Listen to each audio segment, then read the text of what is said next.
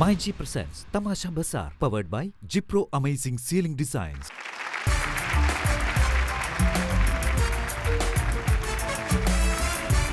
പുതിയ ചില വിശേഷങ്ങളും നിങ്ങളുടെ പ്രിയപ്പെട്ട കാഴ്ചകളുമായി തമാശ ബസാർ വീണ്ടും ആരംഭിക്കുന്നു.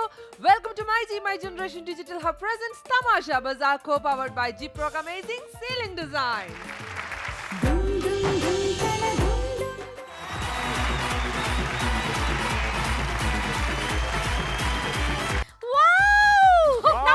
ആദ്യമായിട്ട് പരിചയപ്പെടുത്തുന്നു മഗ്. ഇതിന്റെ വില എത്രയാണെന്ന് അറിയൂ? മൂത്തവൻ ബ്രൂസ്ലി, രണ്ടാമത്തവൻ ജെറ്റ്ലി, ഏറ്റവും സഡൻലി. അത് ഈ 7-ാം മാസത്തിൽ പെട്ടെന്ന് സിസേറിയൻ ചെയ്ത് വെളിയിലെടുത്ത, അതുകൊണ്ട് ഞാൻ സഡൻലി എന്ന് കിട്ടും. 6 തലയിൽ ബുദ്ധിയും അതിനൊത്ത ശക്തിയുമുള്ള അറുമുഖനാണവൻ.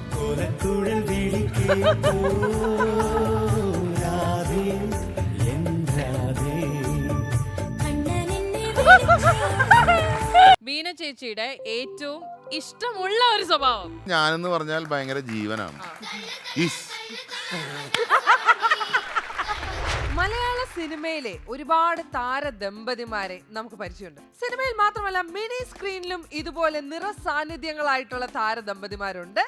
അവരിൽ നിങ്ങൾക്ക് ഏറ്റവും പ്രിയപ്പെട്ട ഒരു താരജോഡി, ഒരു റിയൽ ലൈഫ് കപ്പിൾ നിങ്ങളുടെ മുന്നിലേക്ക് എത്തുകയാണ്. സീ കേരളത്തിലെ അടുത്ത ബെല്ലോട് കൂടി എന്ന സീരിയലിലൂടെ നിങ്ങൾക്ക് ഏറ്റവും പ്രിയപ്പെട്ടവരായി മാറിയ നമ്മുടെ എല്ലാം പ്രിയപ്പെട്ട മനോജേട്ടൻ ആൻഡ് ബീന ആന്റണി.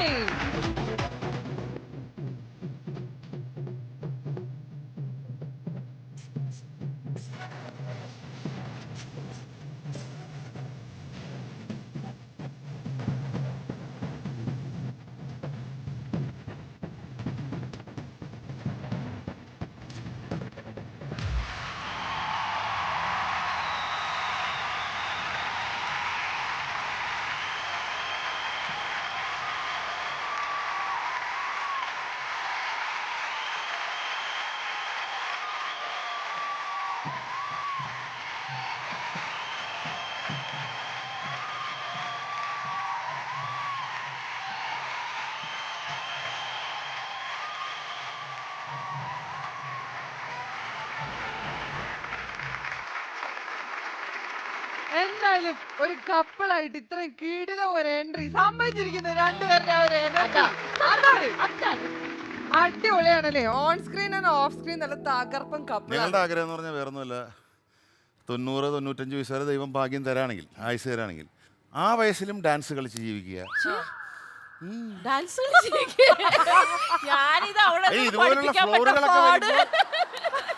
ഇതുപോലുള്ള ഫ്ലോറുകളൊക്കെ വരുമ്പോ ഡാൻസ് കളിക്കുക, അത്രേ ഉള്ളൂ. സത്യം പറയൂ ബീന ചേച്ചി, ഇദ്ദേഹം എവിടെങ്കിലും ഇതിനു മുമ്പ് ഡാൻസ് കളിക്കാറുണ്ടായിരുന്നു? റിയാലിറ്റി ഷോയിലൊക്കെ എന്തായിരുന്നു ഡാൻസ്? ഇത് മൊത്തം ഡാൻസിന്റെ ആൾക്കാരാണ്. അപ്പൊ സീ കേരളത്തിലെ അടുത്ത ബെല്ലോട് കൂടി എന്ന് പറഞ്ഞ സീരിയൽ ഇപ്പൊ നിങ്ങൾ രണ്ടുപേരുടെയും കയ്യിലാണ് ഇരിക്കുന്നത്. അപ്പൊ ആ സീരിയലിനെ കുറിച്ച് ഒന്ന് പറയൂ. പ്രേക്ഷകർ ഒത്തിരി ഇഷ്ടപ്പെടുന്ന ഒരു സീരിയലാണത്. സീരിയലിനെ കുറിച്ച് പറയാന്ന് പറഞ്ഞാൽ അതൊരു ഭാഗ്യം മാതിരി വീണ് കിട്ടിയ സീരിയലാണ്. കാരണം നമ്മളിപ്പോൾ ഒരുപാട് ചാനലിൽ ഞങ്ങൾ ചെയ്തുകൊണ്ടിരിക്കുന്ന ക്യാരക്ടർ എല്ലാം സീരിയസ് ക്യാരക്ടേഴ്സ്, സെന്റിമെന്റ്സ് അല്ലെങ്കിൽ അങ്ങനെയുള്ള സംഭവങ്ങളൊക്കെ. ഇവിടെ ഒരു വേദനിക്കുന്ന അച്ഛൻ, ഇവിടെ ഒരു ക്രൂരയായ അങ്ങനെയൊക്കെയുള്ള സാധനങ്ങളുണ്ട്. പക്ഷേ ഇത് എന്ന് പറഞ്ഞാൽ നമുക്ക് അപ്രതീക്ഷിതമായിട്ട് കിട്ടിയ ഒരു ഭാഗ്യമായിട്ട് കരുതുന്നത്. കാരണം ഞങ്ങൾ സത്യം പറഞ്ഞ സെറ്റില് ഞങ്ങള് എല്ലാം മറന്ന് ഞങ്ങൾ എൻജോയ് ചെയ്യണം. കോമഡി ആയതുകൊണ്ട് ഞങ്ങൾക്ക് ഇഷ്ടമാണ്, ഞങ്ങൾക്ക് രണ്ടുപേർക്കും നല്ല ഇഷ്ടമാണ് ചെയ്യാൻ. പക്ഷെ നമ്മൾ അങ്ങനെ പൊതുവെ കോമഡി ക്യാരക്ടേഴ്സ് അങ്ങനെ പ്രിഫർ ചെയ്യാറില്ല. അങ്ങനെയൊക്കെ ചില വല്ല വീണ് കിട്ടിയ ചില ഇത് മാത്രമേ കിട്ടിയുള്ളൂ. പക്ഷെ ഇത് മുഴുനീള കോമഡി സീരിയലാണ്. ധൈര്യം കാണിച്ചത് സീ കേരളമാണ്. അതിൽ ഒരുപാട് സന്തോഷം. അങ്ങനെ നിങ്ങളുടെ ഒരു റിയൽ സൈഡ് ശരിക്കും ഈ സീരിയലിലേക്ക് കൊണ്ടുവന്നിട്ടുണ്ട്. തീർച്ചയായിട്ടും. അല്ല, റിയൽ സൈഡ് എന്ന് പറയാൻ പറ്റില്ല. ഞാൻ ഒരു ഭാര്യയല്ല, 2 ഭാര്യയുണ്ട്. മനസ്സിലാ, ഞാൻ വെറുതെ പറഞ്ഞാണ്. എന്നാലും അതിൽ എന്തെങ്കിലും റിയാലിറ്റി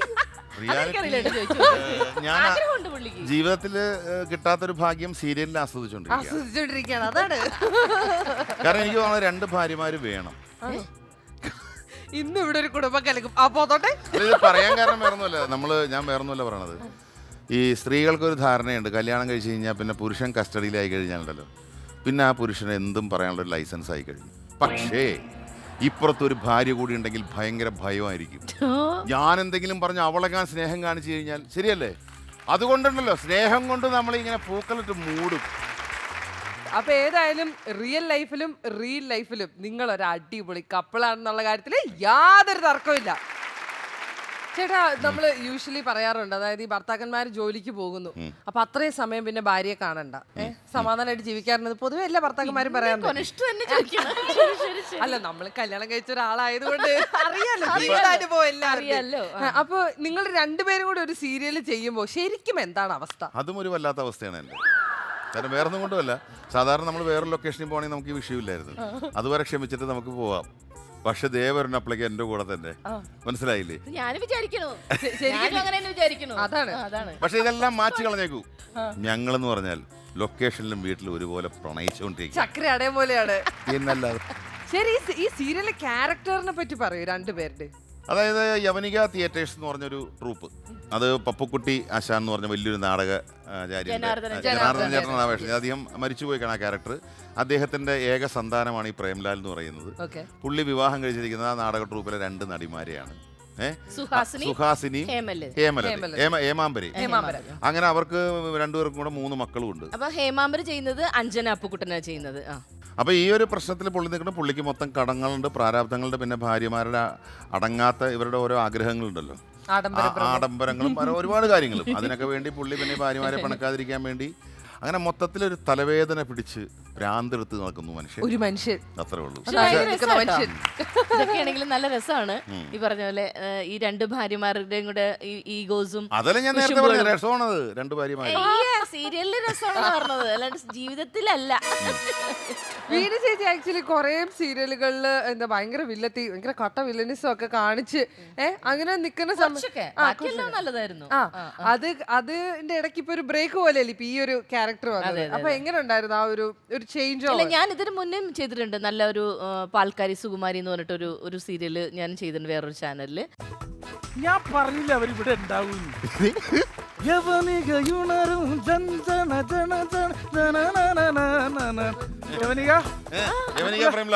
നിങ്ങളെ തിരക്കി നടക്കുക. നിങ്ങളുടെ അവൾ ഓഫീസിലോട്ട് ആരുമില്ലല്ലോ, ഞങ്ങൾ എല്ലാരും അല്ലേ പോണേ?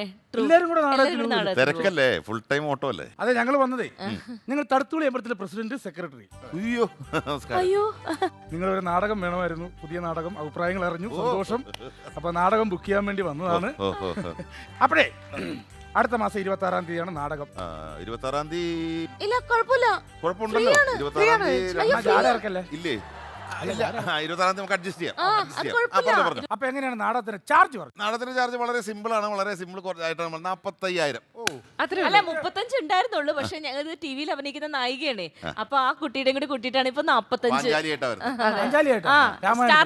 രാമായണം അതല്ല, ഇത് രാമായണം മഹാഭാരതം കൂടി ക്ലബ് ചെയ്തിട്ട് വേറൊരു സ്റ്റൈലാണത്. കണ്ടാലും അറിയാൻ പറ്റും. എന്തായാലും കുഴപ്പമില്ല, ഞങ്ങൾക്ക് നാടകം കിട്ടിയ എന്തെങ്കിലും കൂടെ റേറ്റ് കുറയ്ക്കും. അയ്യോ, അങ്ങനെ കുറയ്ക്കാൻ പറഞ്ഞ അവിടെ നാടകങ്ങളെ ആൾ കൂടുതൽ. അങ്ങനെയല്ല, ഞങ്ങൾ യവനിക തിയേറ്റേഴ്സ് എന്ന് പറഞ്ഞാൽ ബാർഗെയിനിങ് ഇല്ല. ഞങ്ങൾക്ക് ഒറ്റ റേറ്റേ ഉള്ളൂ. കാരണം നാടകം പെർഫെക്റ്റ് ആണ്. അതുകൊണ്ടാണ് ഈ പെർഫെക്റ്റ് അല്ലാത്ത ചിലവന്മാരൊക്കെയാണ് ഈ 5,000 കുറയ്ക്കുക, 10,000 കുറയ്ക്കുക.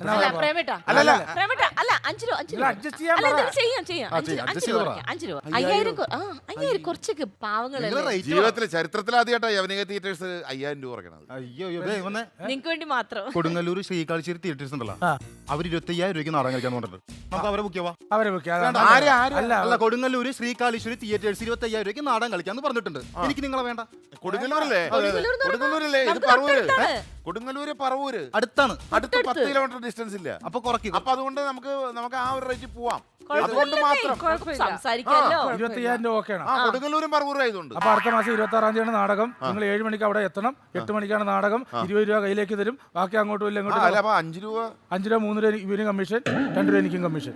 ഓക്കെ, മൊത്തം 20 രൂപ തരും. ഞാൻ വേറൊരു കേസ് ചോദിക്കണമെന്ന് നോക്കാണ്. തടുത്തുള്ളി ക്ഷേത്രത്തിൽ നിങ്ങൾ നാടകം അവതരിപ്പിച്ചപ്പോ എന്തോ ചെറിയ പ്രശ്നം ഇടക്ക് വെച്ച ആൾക്കാർ ബഹളം ഉണ്ടാക്കിയെന്നാ, നാടകം പൊളിഞ്ഞെന്നാ. അയ്യ, അത് അങ്ങനെയല്ല, നമ്മുടെ കുഴപ്പമില്ല. അവിടെ ആന ഇടഞ്ഞു, അപ്പൊ ആളുകൾ ബഹളമായപ്പോ നമ്മള് നിർത്തേണ്ടി വന്നു. അത് നമുക്ക് വിഷയമല്ല. നമ്മുടെ ക്ഷേത്ര പുനരുദ്ധാരണമാണ് നമ്മുടെ ലക്ഷ്യം. ഇവരുടെ നാടകം വെച്ച് കഴിഞ്ഞാല് ക്ഷേത്ര പുനരുദ്ധാരണം നമുക്ക് പൈസ.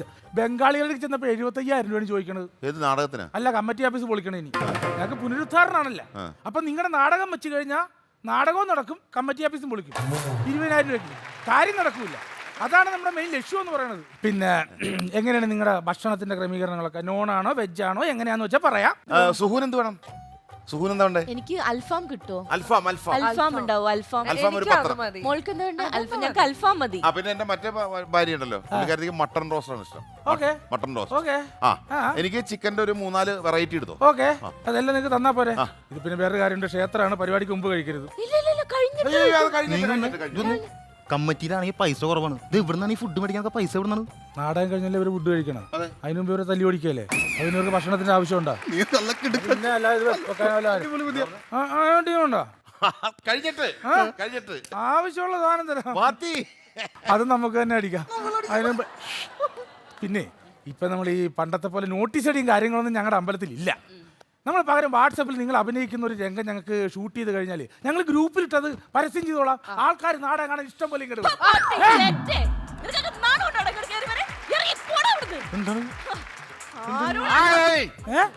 അതെ, നിങ്ങൾ എന്നെ കാണിച്ചേ ബുക്ക് ചെയ്യാൻ വന്നവരെ ഓടിച്ചു വിട്ടിട്ടാണോ നാടകം കളിക്കുന്നത്? അപ്പൊ അഭിനയിച്ച് ഇത് അഭിനയമായിരുന്നോ? അവര് വിചാരിച്ച അവരെ തെരുവറിന് ഓടിച്ചു വന്ന് ബാ കയ്യിൽ നിന്ന് പോയി വാ. നീയാണോ കൊളവാക്കിയത്? നീയാണോ ഓവറാക്കിയത്? നീ എന്തൊക്കെയാണ് പറഞ്ഞത്? അല്ല നമ്മുടെ അഭിനയം എന്ന് പറഞ്ഞാൽ നിന്റെ ഒപ്പം പിടിച്ചിരിക്കാൻ വേണ്ടിയില്ല ഞാൻ ചാടി കയറിയത്. കഷ്ടമായി പോയി. ഒരു പിടിയില്ലാണ്ട അവസ്ഥയിലായില്ലേ? സാരില്ല ചേട്ടാ, ഇവിടെ എല്ലാ ദിവസവും എന്തെങ്കിലും അൽക്കുലത്തെ പരിപാടികൾ ഇവർ ഒപ്പിക്കും. അപ്പൊ കറക്റ്റ് ആയിട്ട് ഞാൻ ഈ സെലിബ്രിറ്റീസിനെ വിളിച്ചുകൊണ്ട് വരുമ്പോഴായിരിക്കും അതിന് വേണ്ടി ഓടുന്നത്. അപ്പൊ നമുക്ക് ഏതായാലും അവരെവിടെ പോയെന്ന് അറിയണമെങ്കിൽ നിങ്ങൾ അവിടെ ഇരുന്ന് ഇതെന്താണെന്ന് വീക്ഷിക്കും. അതൊരു വ്യത്യസ്തമായ വീക്ഷണ കോണാണ്. അവിടെ പോയിരുന്നു നോക്കിക്കോ, അപ്പൊ അവര് വരും.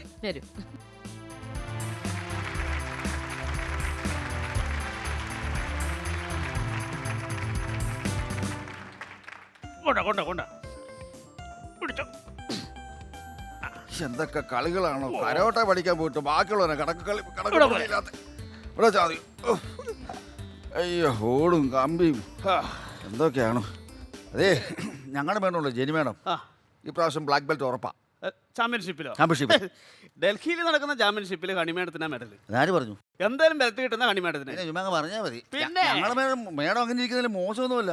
എന്നാ കരുതെന്നറിയോ? ആരാ ഹണിമേട മോശം? എന്നാ നോക്കാം, നമുക്ക് കാണാം. നമ്മ കാണാം, എന്നെ വരട്ടെ. അല്ല, ഇവര് ഇതെല്ലാം ഒരുക്കി വെച്ചിട്ട് ഇവരെ കാണുന്നില്ലല്ലോ. ഇവരൊക്കെ എവിടെ പോയി കിടക്കും?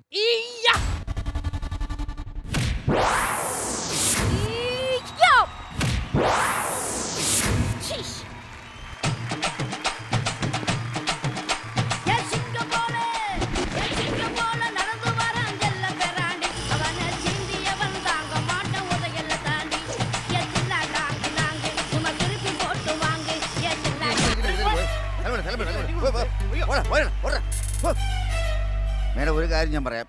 ഈ നിൽക്കുന്ന ഹണിമേടത്തെക്കാളും മുമ്പ് നമ്മളൊരു ബ്ലാക്ക് ബെൽറ്റ് മേടിച്ചിരിക്കണം. അതിലെന്താ സംശയം ഉണ്ടോ റെമോ? ഇപ്പോഴും നമ്മുടെ കടയിൽ കേറുമ്പോ തന്നെ അവിടെ നല്ലൊരു സ്ലാബ് അടിച്ചു വെക്കണം കേട്ടോ. ആ വലിയ ട്രോഫി കൊണ്ടുവന്ന് എനിക്ക് എല്ലാരും കാണുന്ന പോലെ വെക്കാനാ. മോളെ പള്ളി പോയി പറഞ്ഞാ മതി. ഈ ഇടി കൊടുക്കുന്ന കാര്യത്തിൽ എന്റെ അത്ര എക്സ്പീരിയൻസ് ഒന്നും നിനക്കില്ല കേട്ടോ. എടി നീ പറഞ്ഞു വരുന്നത് എന്താന്ന് എനിക്ക് മനസ്സിലായി. ആ പാവം ബേബിച്ച നിന്നെ പേടിച്ചുള്ള ഇടി എല്ലാം മേടിച്ചു കൂട്ടുന്ന അത് ഗുണ്ടായിസാണ്, അല്ലാണ്ട് കരാട്ടയല്ല. അപ്പൊ പിന്നെ ഇപ്പൊ ഞാൻ ഒരുത്തരം മലത്തി അടിച്ചിട്ട് നീ കണ്ടല്ലേ? ഞാൻ ഒരുത്തരം ഇവിടെ മലത്തി കടത്തിയ നീ കണ്ടില്ലേ? അത് ചുമ്മാ അടിച്ചു ഇങ്ങനെ മേളിലേക്ക് വിട്ടു. അതാർക്കപ്പോ പറ്റാത്ത? നീ കാല് പൊക്കി ഞാൻ കൈ പൊക്കി, അത്രല്ലേ ഉള്ളൂ.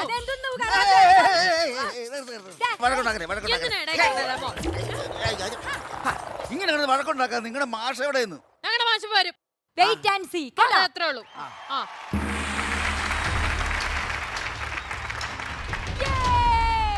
എന്റെ മാസ്റ്റർ മാത്രം വന്നല്ലേ.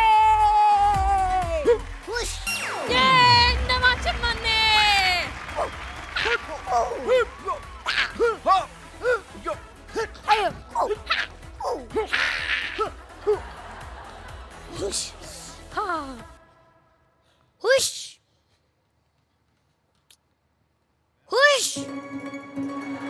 അയ്യോ, കരാട്ടന്റെ റൂൾസ് ആൻഡ് റെഗുലേഷൻസ് അറിയില്ലേ? അറിയില്ലേ? എന്താ ഞാൻ ഹുഷ് പറയുമ്പോ തിരിച്ച് ഹുഷ് പറയാത്തെ? പൊട്ടാ, ഞാനിപ്പോ തിരിച്ച് ഹുഷ് വെച്ചാ നീ പറഞ്ഞ കെട്ടത്തിന് വണ്ടായിരിക്കും. ഞാൻ ഹുഷ് വെക്കണേ? വേണ്ട, ഹുഷ് വെക്കണ്ട. അപ്പൊ നമുക്ക് പ്രാക്ടീസ് ആരംഭിക്കാം. ഓക്കെ, അപ്പൊ എല്ലാവരും ലൈനപ്പ് നിൽക്കൂ. അതെ, എപ്പോഴെപ്പോഴും ഇങ്ങനെ ഹുഷ് വെക്കണ്ട കേട്ടോ. അത് കേൾക്കുമ്പോ എന്തോ ഒരു പോലെ എപ്പോഴും വേണ്ട കേട്ടോ. അപ്പൊ തുടങ്ങാല്ലേ? Okay, ready ready. ഹാ ഹു ഹു ഹാ ഹു ഹാ ഹു ഹാ ഹു ഹാ ഹു ഹാ ഹാ ഹു ഹാ വിധനം വിജനം മണ്ണിൽ ഇരുളും ഗഹനം മേലേ വിരിയും- തോന്നിയാസോടോ ഇവിടെ കറക്റ്റ് പ്രാക്ടീസ് ചെയ്തോണ്ടോ താൻ്റെ പാട്ട് കൊണ്ടുവന്നാൽ ഞാൻ വിചാരിച്ച മോഹൻലാലിന്റെ ആ സിനിമയിൽ ആ പാട്ട് പാടും അത് ഞാൻ സപ്പോർട്ട് ചെയ്തതല്ലേ അല്ല ബേബിച്ച ഇതാ എന്റെ കരാട്ടെ സാറ് ബേബിച്ച ഇതാണ് എന്നെ കരാട്ടെ പഠിപ്പിക്കുന്ന മാഷ്.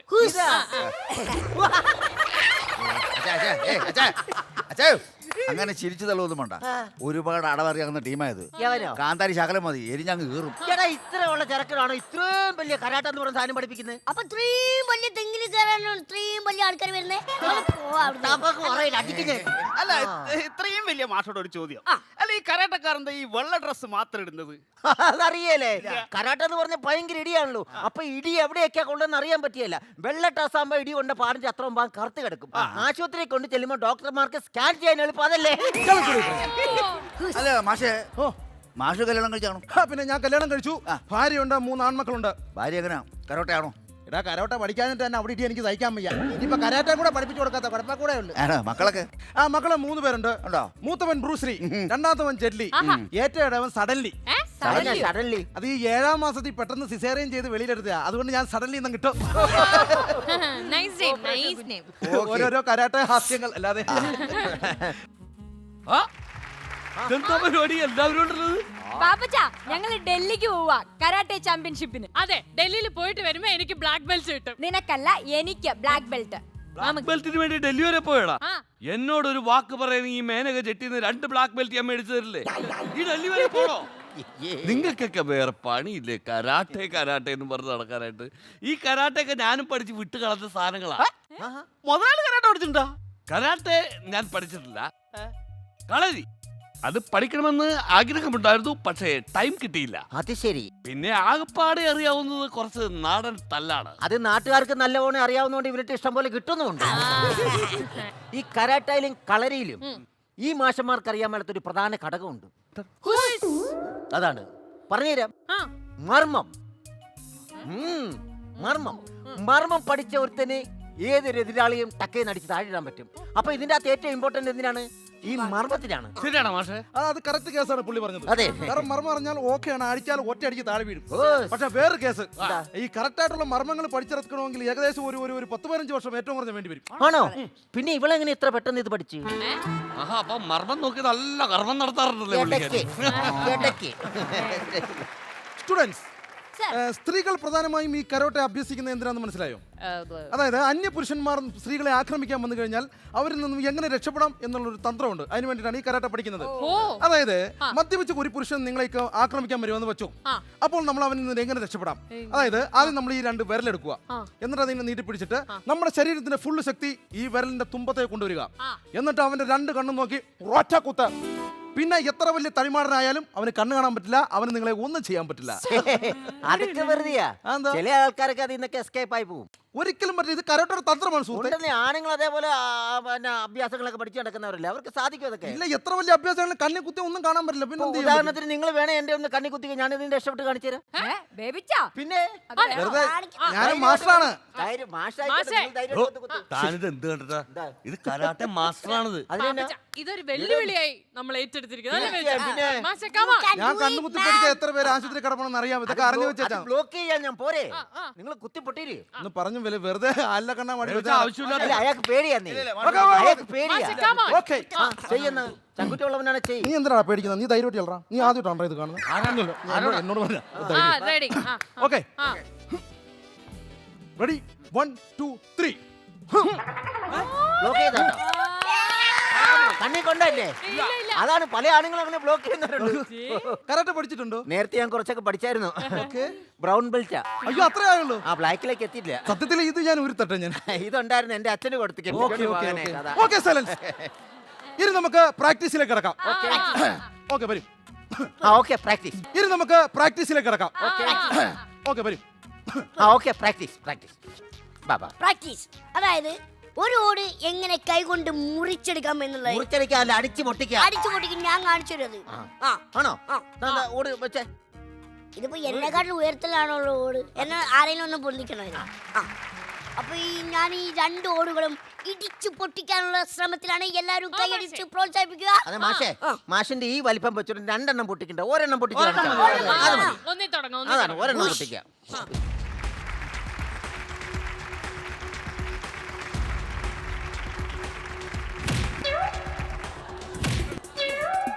മാഷേ ഒരു ചാൻസ്. ഈ ചെറുക്കരൊക്കെ എന്തിനാന്നോ കരാട്ടക്കാരെന്നും പറഞ്ഞ് നടക്കുന്നത്. നിസാർ ഒരു ഓടി ഇടിച്ചു പൊട്ടിക്കാൻ പറ്റാത്ത ഇവരൊക്കെ എന്തിനും നടക്കുക. ഇതൊക്കെ എവിടെ കിട്ടി മാഷേ? അങ്ങ് ജപ്പാനീന്ന് പക്ഷേ പുള്ളിക്ക് ഇടിച്ചു പൊട്ടിക്കാൻ പറ്റിയില്ല. ഞാനൊന്ന് ട്രൈ ചെയ്തോട്ടെ. ഓക്കെ, അടിച്ചു പൊട്ടിക്കുന്ന കുഴപ്പമുണ്ടോ? അടിച്ചു പൊട്ടി ഇങ്ങനെ ഒരു വശം നോക്കി കഴിഞ്ഞാൽ കരാട്ടയിൽ തെറ്റില്ല. ഓക്കെ, കൈയൊക്കെ സൂക്ഷിക്കണം. കൈ നോ പോണ പ്രോബ്ലം. കേസാണ്. എത്ര വർഷം ഇതിന്റെ അകത്ത് പറ്റി തെളിഞ്ഞവനാണെന്നറിയോ? No problem. അപ്പം എല്ലാവരും സമൂഹത്തോടു കൂടി ഞാൻ ഇത് അടിച്ചു പൊട്ടിക്കാൻ പോവാണ്. എല്ലാവരും കൈ അടിച്ചു കൊടു.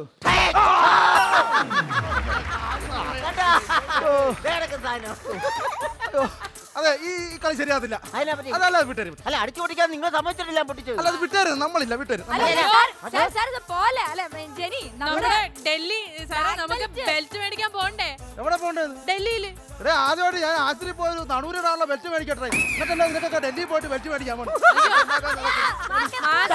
എന്റെ മറുപടി പൊട്ടിച്ചേ. നിങ്ങളല്ലാതെ കിഴങ്ങന്മാർ ഇത് പഠിക്കാനായിട്ട് വിളിക്കുവോ? വെറുതെ കാശ് കളഞ്ഞില്ലേ? അയ്യോ ഹണി, നിങ്ങൾക്ക് പഠിക്കണമെന്ന് അങ്ങനെ ഒരു ആഗ്രഹം ഉണ്ടായിരുന്നെങ്കിൽ എന്നോട് പറയാൻ പാടില്ലായിരുന്നോ? പിന്നെ അറിയോ? വെറുതെ ഡയലോഗ് ഒന്നും ഓടിക്കണ്ട. എന്റെ അപ്പനപ്പൂപ്പന്മാരായിട്ട് കളരിയും കരാട്ടയും പഠിച്ചിട്ടുള്ളവരെ നിനക്കറിയോ? അത് തന്റെ കരാട്ടെ ഞാൻ കണ്ടു. ഒരു തന്റെ മുതുകത്തടിച്ച് ഓട് പൊട്ടിച്ചിട്ടാണ് അത് ഇത്ര വലിയ കരാട്ടെ. മനഃപൂർവ്വമാണ്. അവന്റെ ജാട കണ്ടായിരുന്നോ? അതിന് വേണ്ടിട്ട് ഞാൻ ഒരെണ്ണം കൊടുത്തതാ. അല്ല, മനഃപൂർവ്വം ചെയ്ത അത്. ഒരു ഡെമോ കാണിക്കും. ഡെമോ കാണിക്കാം. ഞാൻ ഈ ചീഞ്ഞ ഓടിക്കിടന്നുള്ള ഒരു പണിയില്ല. കമ്പി അടിക്കാൻ ഓടിക്കാൻ പോവാണ്. ഈ കമ്പി ഒറ്റ അടിക്കാൻ വളയ്ക്കാൻ പോവാണ്. എങ്ങനെ കൈക്കടിച്ചാ? കൈക്കടിച്ച് വേവിച്ച ആവശ്യമില്ലാത്ത പണിക്ക് താൻ പോയെ. നിങ്ങൾ കണ്ടു നോക്കിട്ട് നിങ്ങൾക്ക് അഭിപ്രായം പറയാമല്ലോ. ഓടെടുത്ത് മാറ്റി സ്വല്പം കൂടെ അകത്തി തരണം. കാര്യം അതൊരു ഒരു നേച്ചറാണ്. ഒരു നേച്ചറാണ്. മതിയോ? ഒരു നേച്ചറാണ്. അത് വിട്ടര്. നമ്മൾ ആദ്യം ശ്രദ്ധിക്കേണ്ട കാര്യം എന്താന്ന് വെച്ചാൽ, കരാട്ടെ എന്ന് പറയുന്നത് നിസ്സാര സംഭവമല്ല. ഇത് നമ്മുടെ ശരീരത്തുള്ള ശക്തി മുഴുവൻ നമ്മൾ ആവാഹിക്കണം. ആവാഹിച്ച് നമ്മുടെ തലയിൽ കൊണ്ടുവരണം. ആദ്യം തലയിൽ നിന്ന് നമ്മൾ അത് എങ്ങോട്ട് കൊണ്ടുവരണം? നമ്മൾ ഏത് കൈ വെച്ചാണ് ഇത് ഒടിക്കാനായിട്ട് ശ്രമിക്കുന്നത്, ആ കൈയിലേക്ക് നമ്മൾ അത് ആവാഹിക്കണം. ആദ്യം ഇവിടെ കൊണ്ടുവരണം ശക്തി മുഴുവൻ. രണ്ടാമത് ഇവിടെ കൊണ്ടുവരണം. ഇവിടെ വെച്ചാൽ ഒട്ടിക്കുന്നെങ്കിൽ ഈ ശക്തി എല്ലാം കൂടി ഇവിടെ കൊണ്ടുവരണം. അതല്ല, നമ്മൾ ഇവിടെ വെച്ചാണെന്നുണ്ടെങ്കിൽ ശക്തി എല്ലാം കൂടി ഇവിടെ നിറക്കി ഇവിടെ കൊണ്ടുവെക്കണം. എങ്കിൽ ഇതെല്ലാം ഗഹനമാണ്. ഒരു കരാട്ടക്കാരന്റെ ഗഹനമാണ്. അവരുടെ കാഴ്ചപ്പാടാണ്, അവരുടെ മനസ്സാണ് ഇത്. എങ്കിൽ ഇതൊക്കെ ചെയ്യാൻ പറ്റുള്ളൂ. ഓക്കെ, നിങ്ങളുടെ എല്ലാം അനുവാദത്തോടു കൂടി ഒറ്റയടിക്ക് ഞാൻ ഈ കമ്പി വളച്ച് ഒടിക്കാൻ പോവാണ്. മനസ്സ് കയ്യിലേക്ക് വന്നോ വേവിച്ച? ഇല്ല, ഞാൻ എടുക്കാൻ പോകുന്നത്.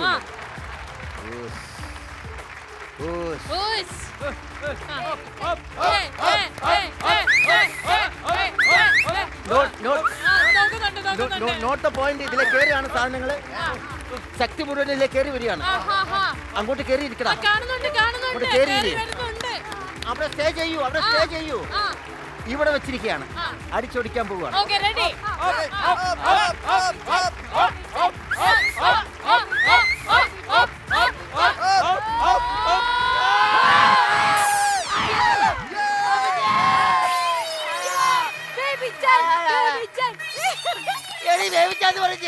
കൈ ഒടിച്ചിരിക്കുകയാണ്. ആശുപത്രിയെ കൊണ്ടുപോയി എന്റെ കൈ ഒടിച്ചത്.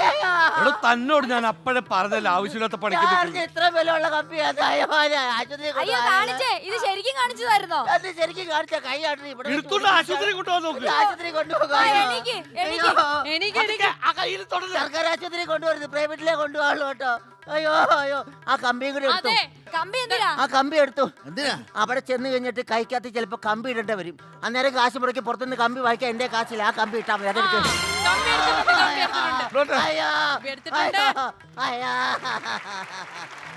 മനോജേട്ടന് ആക്ച്വലി നല്ലൊരു നടനായിട്ടും സീരിയൽ ആർട്ടിസ്റ്റായിട്ടും പിന്നെ നന്നായിട്ട് പാട്ട് പാടും, അങ്ങനെയൊക്കെ ഒരുപാട് മേഖലകളിൽ കഴിവ് തെളിയിച്ചിട്ടുള്ള ഒരാളാണ്. ഇപ്പൊ ഇതിനൊക്കെ അപ്പുറത്തേക്ക് സിനിമയിൽ ഒരു മേഖലയിൽ ശരിക്കും കഴിവ് തെളിയിച്ചോണ്ടിരിക്കുകയാണ്. അതെന്താണ് എക്സ്ക്ലൂസീവായിട്ട് നമ്മുടെ പ്രേക്ഷകരോടൊന്ന് പറയും. ഡബ്ബിംഗ്.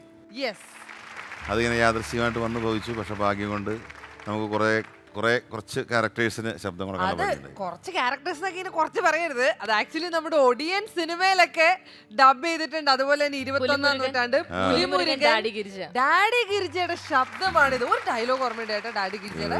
ചേട്ടനാണ് അത് ശരിക്കും ഡബ് ചെയ്തിട്ടുള്ളത്. മലയാളികൾ ഇനി അറിയാത്തവരാരെങ്കിലും ഉണ്ടെങ്കിൽ ഇതാണ് ഡാഡി ഗിരിജയുടെ ശബ്ദം. പോരട്ടെ.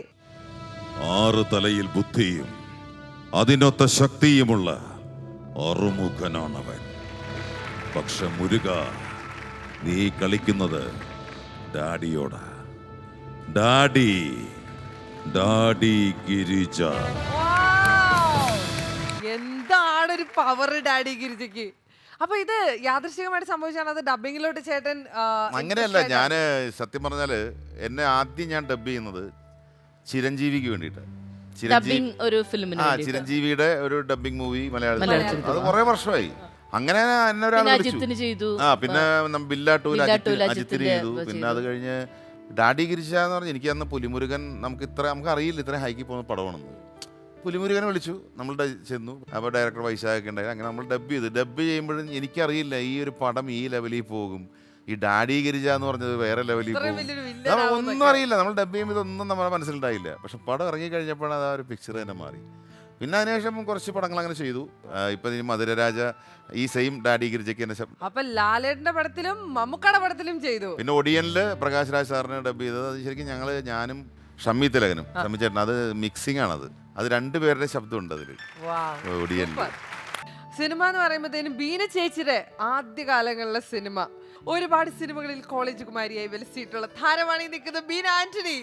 പറയൂ ചേച്ചി, അന്നത്തെ കാലത്ത് മനസ്സിന് എന്താ പറയാ ഒരു സംതൃപ്തി തോന്നുന്ന ഒരു കഥാപാത്രങ്ങളും ശരിക്കും എനിക്ക് ആകെ കിട്ടിയിട്ട് കുറച്ച് വളയം എന്ന് പറഞ്ഞ പടം സിബി സാർ ലോഹിദാസ്, അതൊക്കെ നല്ല കഥാപാത്രം.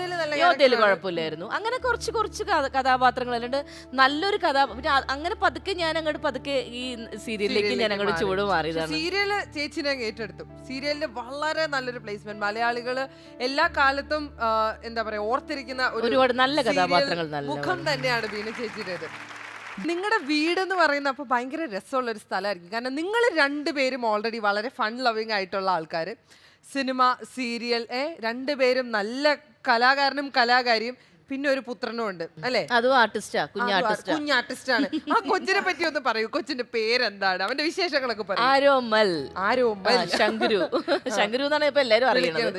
ശങ്കുരു ഇപ്പൊ 7th സ്റ്റാൻഡേർഡിൽ പഠിക്കുന്നു. ടിവിയിലൊക്കെ ഒത്തിരി നമ്മൾ കണ്ടിട്ടുണ്ട്.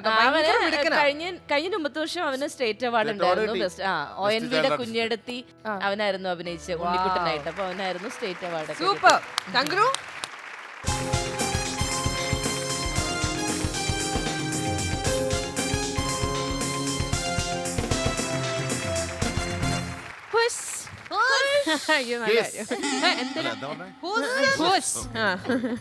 അപ്പോ സന്തോഷമായി രണ്ടുപേരെയും ഒന്നിച്ച് കിട്ടിയപ്പോ നമുക്ക് ആദ്യമായിട്ടാണല്ലോ ഒരു ജോഡിയെ കിട്ടുന്നത്. അതുകൊണ്ട് തന്നെ എനിക്ക് വളരെ പ്രതീക്ഷയുണ്ട് ഇന്നത്തെ ട്രോളി ബൗളിൽ. വേറൊന്നുമല്ല, ഇതിനകത്ത് വളരെ മനോഹരമായ ചോദ്യങ്ങളുണ്ട്. അതുപോലെ ചെറിയ ചെറിയ ചെറിയ ചെറിയ ടാസ്കുകളുണ്ട്. നിങ്ങൾക്ക് തന്നെ എടുക്കാം. എന്റെ കയ്യിലേക്ക് തരാം, ഞാനത് തുറന്ന് വായിക്കും, അതിനുള്ള ഉത്തരം പറയാം. ടാസ്ക് ആണെങ്കിൽ അത് ചെയ്യാം. അത്രേ ഉള്ളൂ. സിമ്പിൾ. അതാണ്. ഓക്കെ, അപ്പൊ നമുക്ക് തുടങ്ങാം. പക്ഷെ അതിനുമുമ്പ് എനിക്ക് തോന്നുന്നു നമുക്ക് ആദ്യമായിട്ട് കിട്ടിയ ഒരു ജോഡിയല്ല, അവർ ഒന്നിച്ചെന്ന് എല്ലാം ഒന്നിച്ചെന്ന് അനുഭവിക്കുന്നതാണ് അതിന്റെ ഒരു സുഖം. മനോട്ടൻ ഇങ്ങോട്ട് വരുന്നതായിരിക്കും നല്ലത്. ബീന ചേച്ചിക്ക് ഒരു താങ്ങും തണലുമായി മനോജേട്ടൻ അടുത്ത് തന്നെ ഉണ്ടാവണം. അപ്പൊ റെഡി? ഇഷ്ടമുള്ള ബോട്ടിൽ നിന്ന് എടുക്കാം. കണ്ടു. സിമ്പിളാണ്. ഇവിടെ ഒരു പാട്ട് കേൾപ്പിക്കും. അത് ഏത് പാട്ടാണെന്നുള്ളത് കണ്ടുപിടിക്കണം. ഒരു ചെറിയ പ്രശ്നമേ ഉള്ളൂ. ഈ പാട്ട് തിരിച്ചായിരിക്കും വരുന്നത്. റിവേഴ്സ് ഗിയറിലെ പാട്ട്. റിവേഴ്സ് ഗിയറിലാണ് ഈ പാട്ട് പോകുന്നത്. Okay, ready?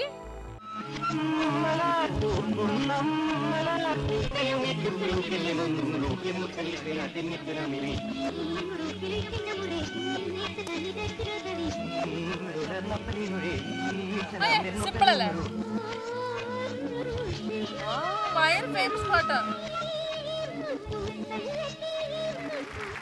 മലയാളമാണത് തീർച്ചയായും. ക്ലൂ എന്തെങ്കിലും പാട്ടിന് ബീന ചേച്ചിയുമായി ഒരു ബന്ധമുണ്ട്. അഭിനയിച്ച ഫിലിം അങ്ങനെയൊക്കെ പറഞ്ഞു കഴിഞ്ഞാൽ പിന്നെ പൂക്കാലം. എനിക്ക് ചെറിയ ഡൗട്ട് തോന്നുന്നില്ല അമ്മക്ക് കേട്ടു. ബീന ചേച്ചിയായിട്ട് ബന്ധമാണെന്ന് പറഞ്ഞപ്പോ ഞാൻ പെട്ടെന്ന് പുറത്ത് പടകാളി ചങ്കി ചങ്കി. അടുത്ത ചോദ്യം നോക്കേട്ടോ. Okay ready. അടുത്ത അടുത്ത ചോദ്യം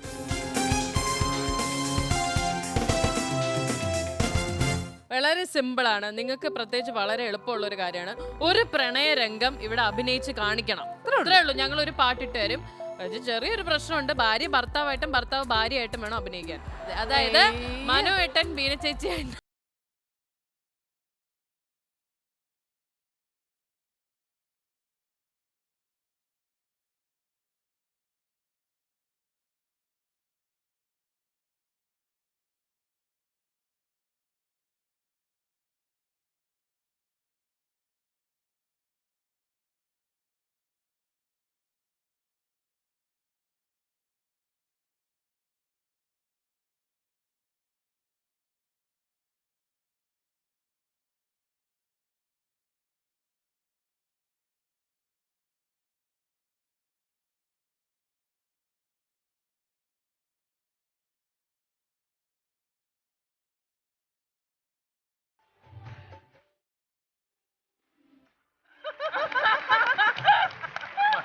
അഭിനയിക്കാനേ പറഞ്ഞുള്ളൂ, ജീവിച്ച് തകർത്തു.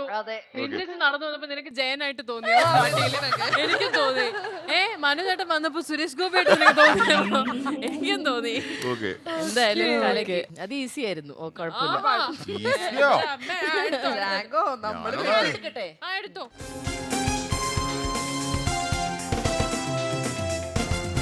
ബീന ചേച്ചിയുടെ ഏറ്റവും ഇഷ്ടമുള്ള ഒരു സ്വഭാവം. ഇഷ്ടമുള്ളതെന്ന് പറഞ്ഞാല് എന്നെയും എന്റെ മോനെയൊക്കെ വളരെ കാര്യമായിട്ട് നോക്കും. ഭയങ്കര കെയറിംഗ് ആണ്. ഭയങ്കര കെയറിംഗ്. അങ്ങനെയല്ല, ഞങ്ങളുടെ ഇഷ്ടമനുസരിച്ച് എല്ലാം ചെയ്യും. അങ്ങനെയുള്ള ഒരു നല്ല ഭാര്യയും നല്ല അമ്മയുമാണ്. അതാണ് ഏറ്റവും ഇഷ്ടം. പിന്നെ ഞാനെന്ന് പറഞ്ഞാൽ ഭയങ്കര ജീവനാണ്.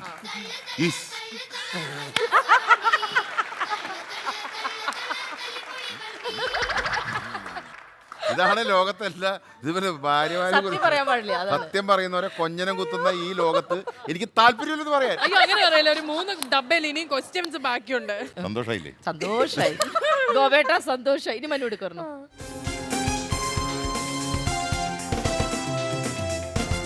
സുന്ദരിയായ സ്ത്രീകൾ മനോജേട്ടനോട് അടുത്ത് പെരുമാറിയാൽ എന്ത് ചെയ്യും? അല്ല, സുന്ദരിയായ സ്ത്രീകൾ മനുവിനോട് അടുത്ത് പെരുമാറിയാൽ എനിക്ക് കുഴപ്പമില്ല. മനു ആവശ്യമില്ലാതെ അവരുടെ അടുത്ത് പെരുമാറുമ്പോഴേ എനിക്ക് പ്രശ്നമുള്ളൂ. ഒരു പ്രോബ്ലം ഇല്ല. സുന്ദരിയായ ആർക്ക് വേണം. ഇപ്പൊ നിങ്ങളൊക്കെ അടുത്ത് പെരുമാറുന്നു, എനിക്ക് ഒരു പ്രശ്നമില്ല. പക്ഷെ ഇവിടെ അങ്ങോട്ട് റിയാക്ഷൻ വരുമ്പോ ഞാൻ റിയാക്ട് ചെയ്യും. പറഞ്ഞ പോലെ ഇത് തീരുമ്പോ ഒരു തീരുമാനമാവും. അടുത്ത ചോദ്യത്തിലേക്ക് നമുക്ക് കടക്കാം. ആർക്കെടുക്കണം?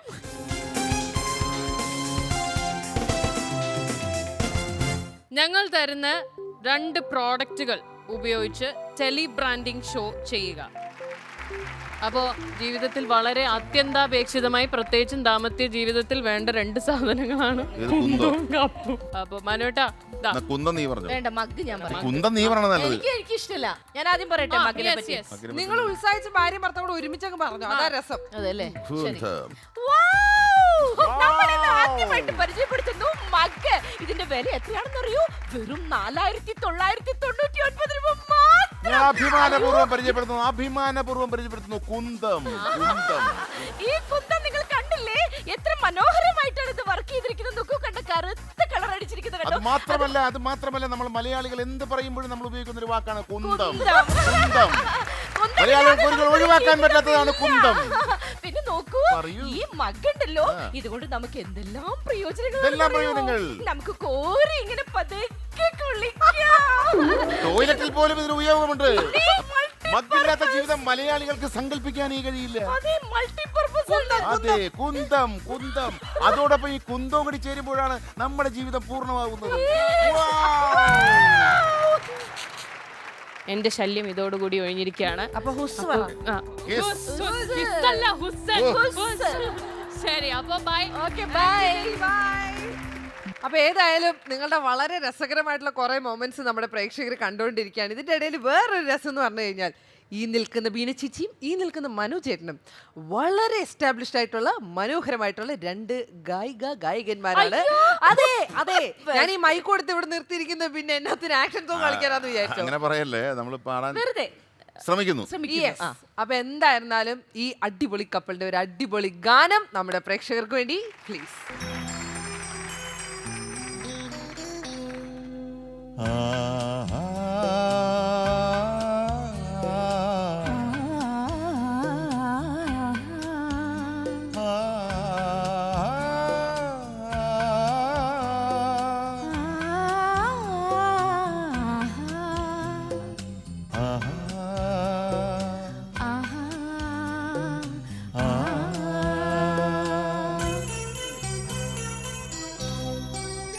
കണ്ണും കണ്ണും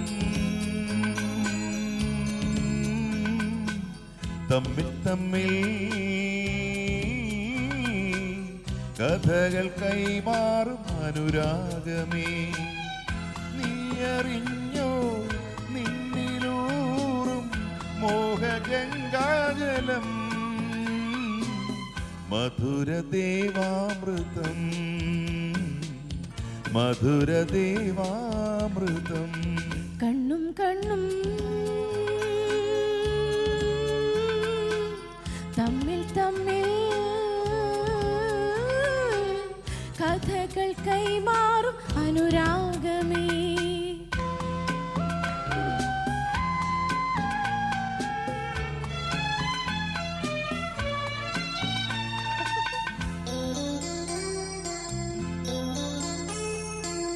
ലഹരിയെങ്ങും നുരകൾ നീയും ലളിതഗാനങ്ങളായി, ലഹരിയെങ്ങും നുരകൾ നീയും ലളിതഗാനങ്ങളായി. സീതകൾ തോറും ലഹരിയൂറും ഹൃദയലാവണ്യമേ,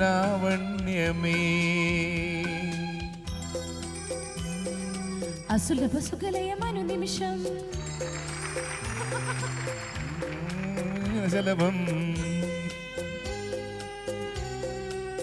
കണ്ണും കണ്ണും തമ്മിൽ തമ്മിൽ കഥകൾ കൈമാറും അനുരാഗമേ. എനിക്കറിയാം നിങ്ങൾ രണ്ടുപേരും ഒത്തിരി ഷൂട്ടൊക്കെ കഴിഞ്ഞ് വോയിസ് ട്രെയിൻ ഒക്കെ ആയിട്ട് വന്നിട്ടുള്ളത്.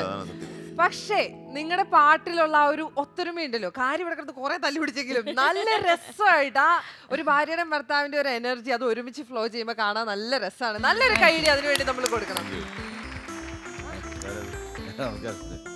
നമസ്കാരം. നമസ്കാരം. സാറ് മറ്റേ പ്രേംലാൽ അല്ലേ? യവനിക പ്രേംലാൽ. യവനിക പ്രേംലാൽ നാടകത്തിലെ അതുല്യനായ നടനാണ്. ഞാനൊരു കാര്യം പറയുന്നുണ്ട് മറ്റൊന്നും തോന്നരുത്. പറഞ്ഞോളൂ. സാറിനെ കുറിച്ച് കുറച്ച് റോങ് ആയിട്ട് കുറേ സംഭവങ്ങളൊക്കെ ഇങ്ങനെ ഞാൻ ഇങ്ങനെ കേട്ടു. അപ്പം ശരിയാണോന്ന് അറിയണോ? അതായത് ഒരു വ്യക്തി മധു, അത് അറിയാം, മധുവിനെ അറിയാം?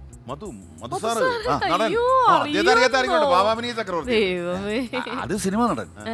താങ്കൾക്കൊരു അളിയിലുണ്ടല്ലോ. എന്റെ ആങ്ങളെയോ? മധു. അവനെന്താ? അല്ല, അദ്ദേഹം എൻ്റെ വന്നിരുന്നേ. എന്റെ കൂടെ കണ്ടപ്പം കുറച്ച് കഥകൾ പറഞ്ഞിട്ട് ഞാൻ കരച്ചു പോയി. റേമോ ഓവറാക്കി ചളമാക്കാതെ അല്ല, എനിക്ക് സങ്കടം വന്നു, എന്റെ കണ്ണ് നിറഞ്ഞു പോയി അദ്ദേഹം പറഞ്ഞിട്ട്. സാറേ, ഞാനൊരു കാര്യം പറഞ്ഞു, നിങ്ങൾക്ക് നാണമുണ്ടോ? നിങ്ങൾക്ക് അവൻ കഥ പറഞ്ഞിട്ട് അദ്ദേഹത്തിന്റെ പെങ്ങളെ താങ്കൾക്ക് തന്നു, അത് പോറ്റായിരിക്കോ ചെയ്തു. പക്ഷെ കൂട്ടത്തിൽ വേറൊരു പെണ്ണുകൂടെ കിട്ടി നിങ്ങളിങ്ങനെ രണ്ടുപേരുമായിട്ട് രണ്ട് ഭാര്യമാരായിട്ട് കഴിയുന്നത് അത് വളരെ അരോചകമായ കാര്യമാണ്. ഒന്നുമല്ല, നിങ്ങൾ ഒരു പണിക്കും പോകത്തില്ലേ? നാടകം എന്ന് പറഞ്ഞ് നടന്നിട്ട് നിങ്ങൾ ആ പാവപ്പെട്ട മനുഷ്യൻ രാപ്പകല് കഷ്ടപ്പെട്ട് കഥാപ്രസംഗം പറഞ്ഞ് കിട്ടുന്ന കാശ് കൊണ്ടല്ലേ നിങ്ങളുടെ കുടുംബം കഴിയുന്നത്? ദ്രോഹബാധത്തോട് ചെയ്തത്.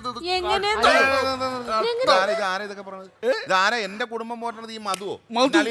മധു എന്നോട് പറഞ്ഞു മധു. അത് ശരി. അവൻ എവിടെയുണ്ട്? അദ്ദേഹം എന്റെ വീട്ടിലുണ്ട്. എന്നോട് അഭയം പ്രാപിച്ചിരിക്കുകയാണ്.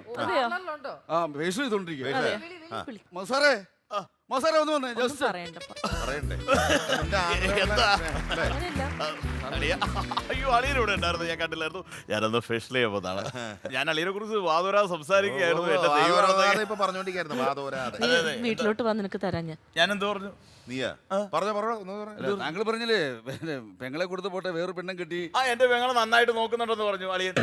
പിന്നെന്തൊക്കെയാ പറഞ്ഞു? പിന്നെ പറഞ്ഞെന്താ? എന്ത് പറഞ്ഞു? ഞാൻ പറഞ്ഞു ഇവര് ജോലിക്ക് പോകത്തില്ല, ഇയാള് പണിക്ക് പോകത്തില്ല, നിങ്ങൾ കഥാപ്രസംഗം പറഞ്ഞ് കാശുണ്ടാക്കി. അയ്യോ എനിക്ക് കഥാപ്രസംഗം അല്ല, അളിയൻ നാടകം കളിക്കണോണ്ടാ ഞാൻ ജീവിച്ചു പോണെന്ന് പറഞ്ഞു. അതൊരു തെറ്റാണോ അളിയ? അങ്ങനെ പറഞ്ഞത്. അപ്പൊ നമ്പർ ഇറക്കുവാ, എന്നോട് നമ്പർ ഇറക്കുവാ. ഞാനുണ്ടല്ലോ തറയാൻ കൊണ്ടോ ഞാൻ പണിക്ക് പോകത്തില്ല, നാടകം കളിച്ചാളൊക്കെ പറഞ്ഞില്ലേ അളിയ? ഞാൻ അങ്ങനെ പറയുന്ന അല്ലല്ല, നീ അങ്ങനെ പറയുന്ന എനിക്ക് ഒരിക്കലും ഞാൻ വിശ്വസിക്കുന്നു. കാരണം അവൻ അങ്ങനെ പറയില്ല. കണ്ണു നോക്കാം, ഇവിടെ കണ്ണു നോക്കണോ? പറഞ്ഞില്ലേ? ഞാൻ പറഞ്ഞില്ല. പറഞ്ഞില്ലേ? അളിയ നല്ലവനാണെന്നല്ലേ പറഞ്ഞില്ലല്ലോ. ഇല്ല എനിക്ക് ഞാൻ താൻ പറയുന്നത് ഞാൻ വിശ്വസിക്കില്ല. എന്റെ അളിയനെ എനിക്കറിയാം. അളിയൻ എന്നെ അറിയാം, അതുകൊണ്ട് എനിക്ക് അവനെ എത്രയോ വർഷമായിട്ട് അറിയാം. അവൻ അങ്ങനത്തെ യാതൊരു എന്നാ അടിയ അതാ വേണം നിനക്ക്. ഞാൻ ഇപ്പൊ നിനക്ക് ഇപ്പൊ ഈ തല്ല് തന്നില്ലെങ്കിണ്ടല്ലോ, ഇതിന്റെ അകത്ത് കയറുമ്പോ നാട്ടുകാർ നിന്നെ പൊതിരെ തല്ലി. മനസ്സിലായോ? അത് ഒഴിവാക്കാൻ വേണ്ടി തന്നതാ കേട്ടാ. ബാക്കി നീ വീട്ടിൽ വരില്ലേ, എന്റെ യവനികയില് വരില്ലേ? മതി. അപ്പൊ ശരി എന്നാ ഫേഷ്യൽ ചെയ്യുന്ന പൈസ തന്നിട്ട് പോകും. അത് അളിയൻ തരും. ഓക്കോട്ടെ, അല്ല ഞാൻ കൊണ്ടുതരാം. ഓക്കെ എന്നാ. അപ്പൊ ഇപ്പൊ പോയത് രാജേഷ് പാണവള്ളി ഞങ്ങളുടെ അടുത്ത ബെല്ലോട് കൂടി എന്നുള്ള നമ്മളുടെ സീരിയലില് എന്റെ അളിയനായിട്ട് വളരെ ഗംഭീര പ്രകടനം കാഴ്ചവെക്കുകയാണ്. അതായത് എന്റെ ആദ്യ ഭാര്യ സുഹാസിനിയുടെ ആങ്ങള. അപ്പൊ ഏതായാലും നിങ്ങളുടെ പ്രണയസുരഭിലമായിട്ടുള്ള ഈ ചട്ടീങ്കലവുമായിട്ടുള്ള ദാമ്പത്യവും അതോടൊപ്പം തന്നെ നമ്മുടെ സീരിയൽ അടുത്ത ബെല്ലോടുകൂടി എന്ന് പറഞ്ഞ സീരിയലും ഇനി നിങ്ങൾ ചെയ്യാൻ പോകുന്ന എല്ലാ പ്രൊജക്റ്റുകളും എല്ലാം ഒത്തിരി വിജയമായി മാറട്ടെ എന്ന് ആശംസിക്കുകയാണ്. ഈ എനർജി ഉണ്ടല്ലോ, നേരത്തെ പറഞ്ഞ പോലെ 95 വയസ്സല്ല, മരിക്കുന്നവരെ അടിച്ചു പൊളിച്ചങ്ങ് പൊക്കോളാം. കപ്പിൾ ഗോൾസ് ഇൻസ്പിറേഷൻ ആയിട്ട് നിലനിൽക്കുക ഒത്തിരി കപ്പിൾസിന്.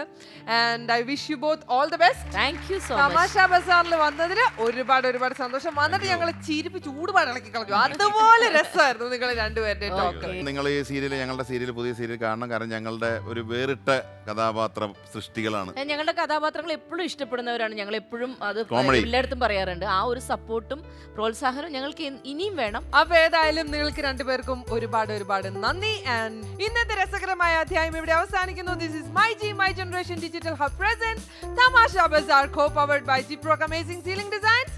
Goodbye. ബീന ചേച്ചിയുടെ ഏറ്റവും ഇഷ്ടമുള്ള ഒരു സ്വഭാവം ഇപ്പൊ ചെറിയ ഇഷ്ടമുള്ളതെന്ന് പറഞ്ഞാല് എന്നെയും എന്റെ മോനെയൊക്കെ വളരെ കാര്യമായിട്ട് നോക്കും. ഭയങ്കര കെയറിംഗ് ആണ്. ഭയങ്കര കയറിയാണ്. പിന്നെ ഞാനെന്ന് പറഞ്ഞാൽ ഭയങ്കര ജീവനാണ്.